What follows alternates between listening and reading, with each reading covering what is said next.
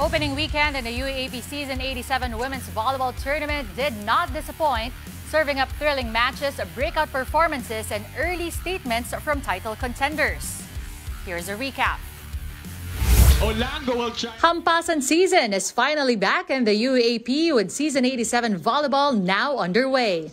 In the first match of the women's tournament, the UP Fighting Maroons wasted no time in matching their entire win total from last year. The Fighting Maroons did have to stave off the UE Lady Warriors' bid for a reverse sweep, winning a marathon 5-setter 25-18, 26-24, 24-26, 13-25, and 15-13.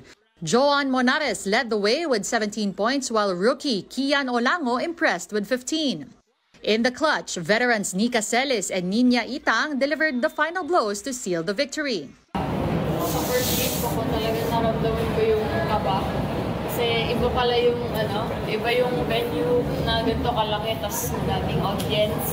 And siguro sa mga next games, kailangan ko po maging matapang at matalino. Siguro yung talaga, yung pagiging matapang. And pagbalik from, syempre na talaga ako kanina na off talaga kasi puro black, but I have to work again tomorrow sa training.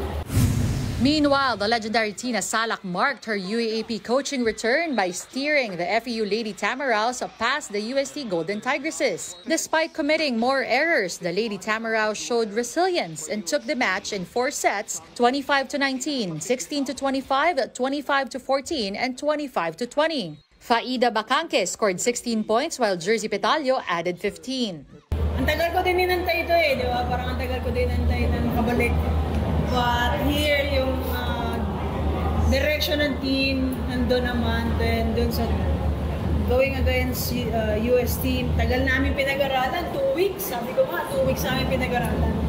Hindi naman nasayang yung effort namin. And then lahat ng mga sacrifices ng mga bata. Collectively lahat, thank you, pati sa mga coaches natin. As for the Adamson Lady Falcons, they flipped the script on the Ateneo Blue Eagles thanks to super rookie Shaina Nitura's historic debut. Nitura dropped 33 points, the most ever by a rookie, to lead the Lady Falcons to a stunning 5-set comeback, 21-25, 20-25, 25-12, 25-15, and 15-12.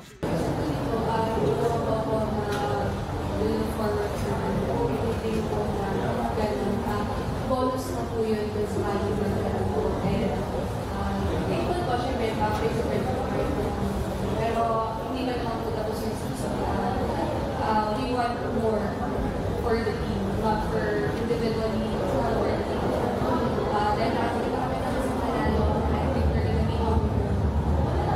Besides losing the match, Ateneo also saw their prize hitter, Zel Chunashima, go down with a left leg injury. The third-year spiker had to be stretched off the court in the 5th set. Ateneo head coach Sergio Veloso says Chunashima may not be able to play for the rest of the season, but she will be with the team no matter what. And finally, the NU Lady Bulldogs sent a strong message by sweeping the De La Salle Lady Spikers in a battle between the league's biggest modern-day rivals. Final score here, 25-23, 25-21, and 25-18 in favor of the defending champions. Bella Belen and Alaisa Solomon combined for 27 points to give their new head coach Sherwin Meneses the victory in his return to the UAAP. Siyempre, noong una excited talaga. Siyempre, Lasal yung makakalaban namin.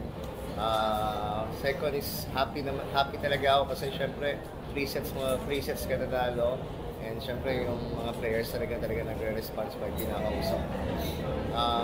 Syempre, yun, masaya ako sa first game ko sa pagbalik ko sa UAAP. Yung mga veteran player namin talagang nagtrabaho ngayon. Gustong-gusto din talaga nila manalo. Shivana Lapot tried to carry LaSalle with 18 points, but Angel Canino struggled with just 7 markers in the marquee match.